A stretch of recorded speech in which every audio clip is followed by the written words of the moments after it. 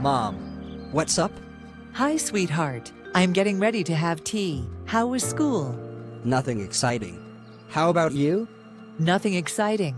You're going to your first school dance. Are you ready? What are you wearing?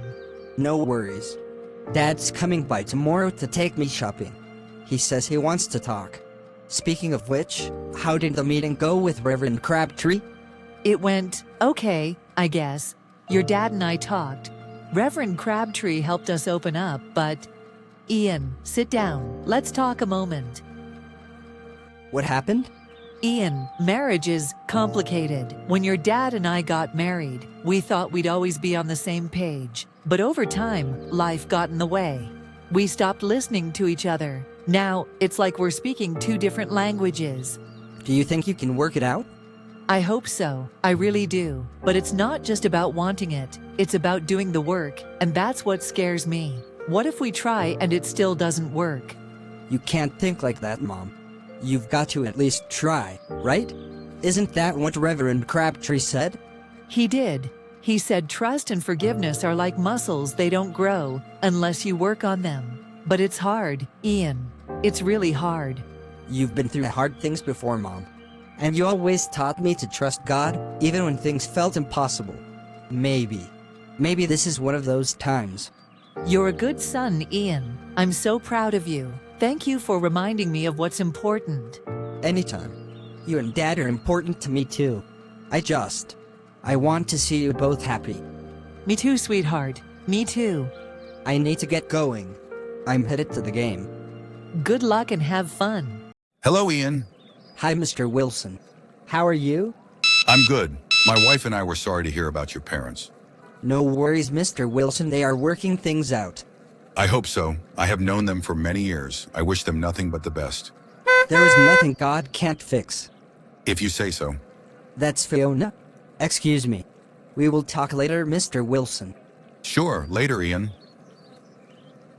Fiona, what brings you here? I sent you a text that I was on my way. Sorry about that.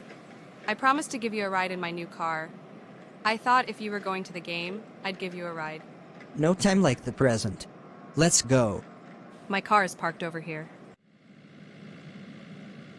I was starting to think you forgot about me. Not likely. You are my date for the dance. Yes, I am. What do you think of my new car? It makes me feel unstoppable. You like? Not bad.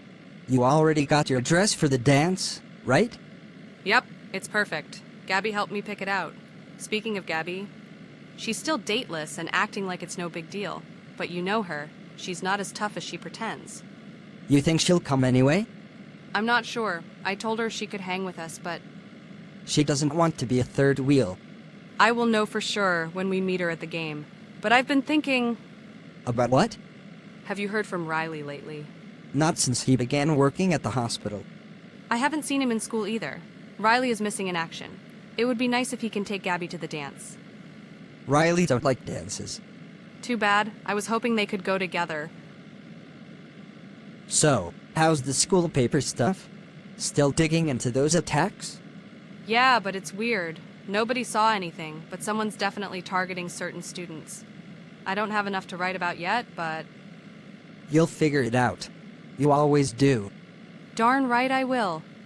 Speaking of which, I heard something strange yesterday. Someone said they saw a guy in a hoodie hanging around the parking lot right before the last attack. No one recognized him, though. A hoodie? Could be anyone. It's not much, but it's a start. Crumbs are better than nothing. Ian gets shotgun. Is that why you didn't pick me up? You guys are practically married. Don't start, Gabby. Okay. The game's probably going to be a disaster. Lee's been on edge since, Since Scooter's back in town. Yeah, he's trying to act like he's fine, but it's written all over his face. Just watch him tonight. He's going to go all out. I see my cousin, Rochelle. I'll be back in a few minutes. You think Lee's okay?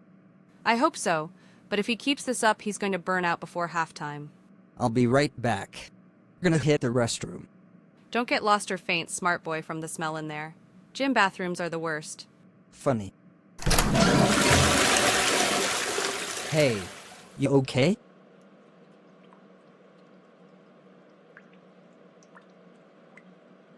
You're shaking. Do you need me to get someone? What was that about? There was this guy in the bathroom. Black hoodie. He looked spaced out, shaking, sweating. I tried to ask if he was okay, but he just bolted. Black hoodie, was he older? Yeah, way too old to be here. And definitely not watching the game. You think he's the one behind the attacks? I don't know. But something's definitely not right with him. Lee, got a minute? What's there to talk about, Coach? You already benched me. Yeah, and you know why. You're better than what you showed out there today. I was trying to play my game. No, you were letting your anger play for you. That's not the kind of player we need on this team, Lee.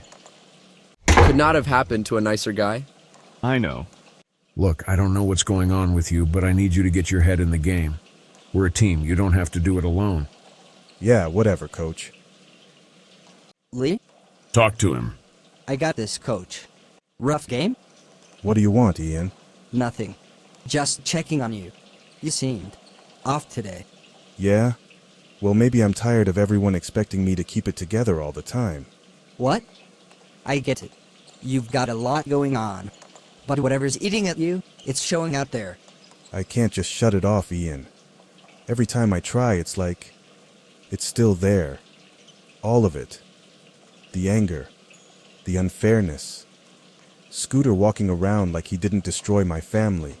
Look, I'm not saying it's easy. I'm just saying you don't have to handle it alone. I don't need anyone, Ian. Not you, not the coach, not Grandpa. No one gets it. No one. Lee? Ian, just drop it.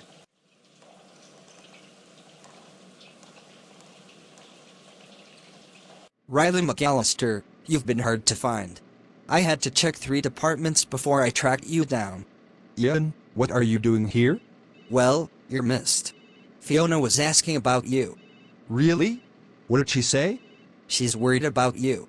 She said you've been missing in action and asked if you're coming to the dance. The dance? No thanks. I've got better things to do than stand around feeling awkward while everyone else pairs off. Come on, it's just one night. No harm in showing up, right? Gabby doesn't have a date either. Why not ask her to go with you? Nah, not my thing. Besides, she's better off hanging out with someone who actually wants to be there. Fair enough. But think about it. I know Gabby would love to see you there. While I think about taking Gabby, you're taking Fiona, right? Excuse me? Riley, can you take Mr. Gaines in room 204 down to radiology? They are ready for him now. Got it. I'll grab the chair. Riley, you're doing a great job, by the way. These patients appreciate you more than you know. Thanks, Dr. Summers. I didn't mean to interrupt. Ian, how have you been? I'm good. Sorry, Dr. Summers. I didn't mean to take Riley away from his work. He has a few minutes, but only a few. I understand. So you're a big deal around here? Radiology runs on Riley power. Yeah, right. Got me moving patients around like I'm some kind of human taxi service. Hey, it's a job, right? Plus you're helping people. I guess. Not like anyone notices, though. What do you mean? I'm sure the patients appreciate what you're doing. The patients might appreciate what I do, but what about my family? My dad's too busy with his new family, and my mom's buried in work. It's like I'm just... there. Invisible. Things are still tough at home. I'm sorry. It's whatever. I tried to do the right thing, take this job, stay out of trouble, but no one cares. Feels like I don't matter anymore. That's not true, Riley. You matter. To your dad, to your mom, and definitely to your friends. And you matter to God. God? Really? If I matter so much, why do I feel like this? Why does it feel like I don't belong anywhere? I get it, Riley. I really do. You know, this reminds me of Joseph in the Bible. His brothers didn't just make him feel invisible, they sold him into slavery because they were jealous. He ended up in a foreign land, with no family, no friends. Completely alone. Yeah. So what's the point? He had it worse than me? The point is that even when Joseph felt forgotten, God was with him. Through everything. And you know what happened? Joseph didn't stay invisible. He became one of the most important people in Egypt, because he trusted God's plan for him, even when it didn't make sense. You think there's some kind of plan for me? I do. And I think you've already started living it. Look at you, Riley. You're working in a hospital, helping people every day. That's not invisible, it's meaningful. You might not see it now, but what you're doing matters. Maybe. It's just hard, you know? Feeling like I'm not enough. You're enough, Riley. And you've got people who care about you. Don't forget that, alright? Yeah. Thanks, Ian. Anytime. Now how about you show me how you drive one of those things? You'd probably crash in the first 5 seconds. Challenge accepted. Scooter's placement here wasn't an easy decision, but I believe everyone deserves a chance to rebuild no matter their past. I get that, Reverend. But what if people like Lee aren't ready to see him here? Then we'll take it one step at a time. Forgiveness is a journey and so is redemption. Reverend, if this is going to cause trouble, I can leave.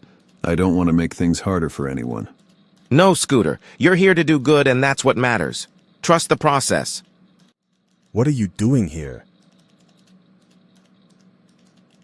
Uh-huh. Stay calm, Lee. We talked about this, Grandpa. Scooter is part of our program here. He's volunteering as a way to give back and make amends. Make amends? Stacking boxes doesn't fix what you did. Number, it doesn't. And I'm not trying to pretend it does. I'm just trying to do something good for once. Lee, you don't have to do this. Do what? Pretend I'm okay with this? That seeing him doesn't make me want to kill him. Lee, stop. This isn't the place. You don't belong here. You don't deserve to be here. You're right, I don't deserve it. But I'm trying to make things right anyway. Lee, forgiveness doesn't mean forgetting. It doesn't mean ignoring the pain. But it does mean trusting that God can use even the worst of us for something good. I know this isn't easy, but I'm asking you to take a moment. Let's pray together. No, I'm not ready to pray for him, or forgive him, but I won't fight him. That's a good start, son. Great start. Lee, you've got time. No one is rushing you. Forgiveness isn't easy. I see that with Lee. I see that with Mom and Dad. But I'm starting to understand, it's not about what they deserve, it's about what we need to move forward. I think about how hard it must be for Mom and Dad to rebuild what they've lost, or for Lee to face the man who took so much from him. And then there's me, trying to figure out how to help, even when I don't have all the answers. Today, I learned that forgiveness isn't just about the person who hurt us. It's about letting go of the anger and pain that keep us stuck. It's about trusting that God's plan is bigger than the hurt, even when it feels impossible to see. Grandpa Larry said forgiveness is a journey, and I think he's right. We don't have to get there all at once. But each step, each prayer, each act of grace, brings us closer to healing. For Lee, for my parents, for me. Forgiveness takes time, and it's not about perfection, it's about trying. Step by step, we'll get there. Together.